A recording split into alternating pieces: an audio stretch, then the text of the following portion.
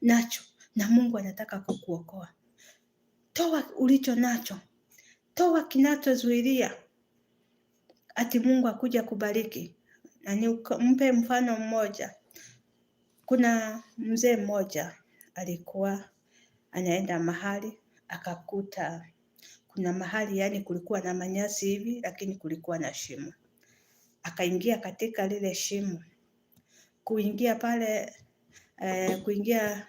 pale katika lile shimo, akawa sasa ameenda na anaona maji ni hale kule ndani, lakini akaona ushurugha hadha enti kalam, akaona ajishikilie kinyasi kilikuwa katika lilo shimo, lakini akasikia sauti ikimwambia